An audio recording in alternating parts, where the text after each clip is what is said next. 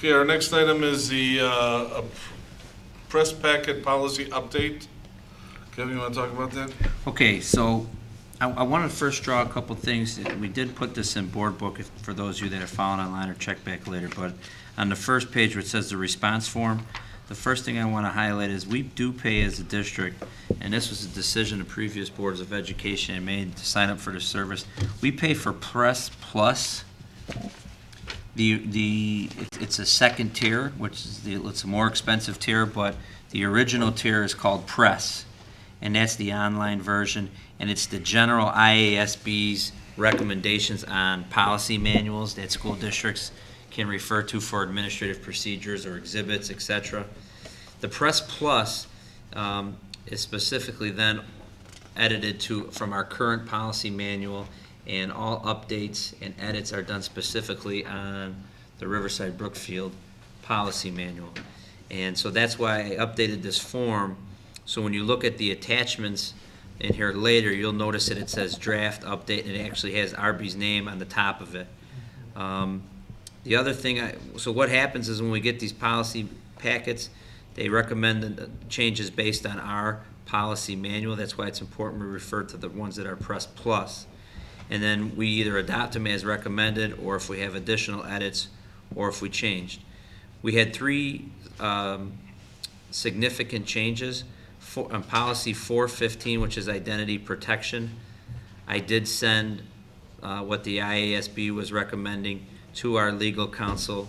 The additional support and write-up is attached, and what I'm recommending the board approve is the new policy that Mr. Faulkner is recommending. The other edit was a small edit on policy 6:170, was just a deletion of a reference to an administrative procedure. Policy 6:220, I'm recommending that we do not adopt at this time. It's about bring your own device. I think it'll be a helpful policy for the district moving forward, and as my technology committee moves forward, developing our technology plan, but at this time I don't think we need to adopt it. And policy 820, there is a minor edit. The way our facility plan is set up is that school-related groups and the school groups do not pay fees during regular business hours, and so there was some additional groups offered by the IASB.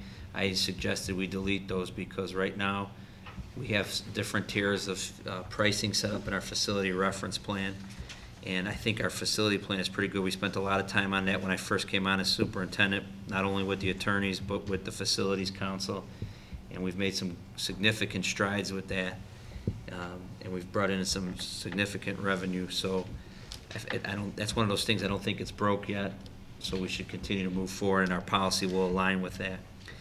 And the last one, I'm suggesting 825 as a policy be adopted as written, where the board approves commercial advertisements on buildings and permanent structures, and the administration approves the policy, or advertising in like programs or on graduation pictures and stuff like that, and that we continue to say there should be no political advertising on campus. So that's a pretty general rundown, and I put the updated sheets there. Any questions on this? One suggestion I would make, and it's core related to it but not in the policy, the policy that deals with the personal identifiable information that Todd pretty much rewrote for us. I suggest we look at whether our insurance would cover a breach or a data protection loss, and if not, there's companies have finally started writing riders for that, considered the cost of a rider, because the cost of a breach could be pretty significant. Check on that? Yeah, we have a separate cyber liability policy through the property and casualty pool that we're in. And it covers So if we inadvertently, allowed Yes. personal identifiable information. Yes. Good. So this policy saying that we have a training, do we have a formalized training program for this? I mean, I'm assuming, are Social Security numbers on, stored on PDFs that could be scanned in on the computer? Or is there any social security numbers on the computer right now? Well, I'm assuming there are. Our payroll system is through DCR, so it's not on our computers, it's on the computers at the. Yeah, but treasurer's office. then- That We is the- indemnify. I'm trying to think of what else. So do Our they have a computers- training? Do they follow, they would be required to follow this policy, and do they have a training? I don't know. How does our policy manage over the township treasurer's office? Well, it's We're not that, responsible yeah. for the social security numbers that, all right? Right. So then it's our burden to follow up with DCR and find out what kind of policies they have, because we now have a policy in place that specifically says training of employees and what have you. What other requirements are on there? I think he was going after it's likely your insurance policy says if you have it on your records or you provide it to your agents or contractors, you have to assure that they also protect and they're also trained. I think that's what you were heading Yeah. at, and if, it may or it may not, but if it does, it doesn't matter whether it's the county. I'd be willing to better agreement with the county, we're indemnifying them probably from a loss if they do something like that. I'll check with the township treasurer's office. and Don't you think? Check on our policy. Okay. And then does it also put a burden on us on our computer systems? And whether we have adequate, cyber attack protection and things like that? I'm just raising that with you. That, I mean, that would be do we have the, Yeah. I'm- Well, we pay Well- for fire, we have a couple different virus and hacking things that we do pay for. That was, I remember a couple weeks ago, Tim Walsh was asking the question about Sonic Wall and some of that stuff. So,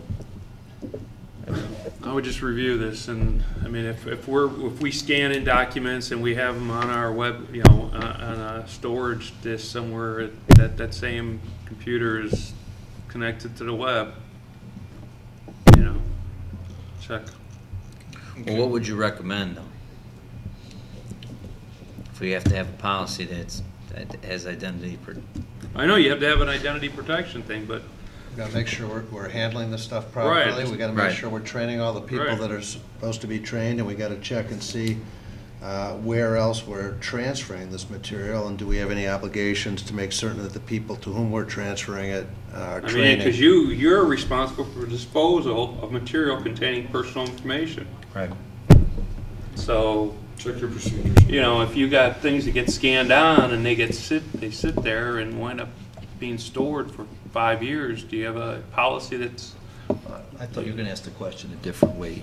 You're gonna be judged on whether your procedures and processes and software are reasonable versus other probably schools, and if, our version of antivirus or firewall, whatever is 3 years old and we haven't updated it and somebody breached, there'd be an issue, so, it's not, I don't think anybody's accusing. No, no, That's no, what people I'm know just what they're saying we gotta doing. make sure we have Just that. saying, somebody should make sure that we are basically state-of-the-art in how we're protecting the data that we have here. And that we've thought through all the ramifications. And it's both electronic and hard copy. If, let's just say for a second, Pam has a file on every employee with their social security number, then she should have them in a locked cabinet in her locked door and know who can get into her office to get at it, or you'd have the same type of an issue. right? All right, given all that, do I have a motion on this, please? Tim?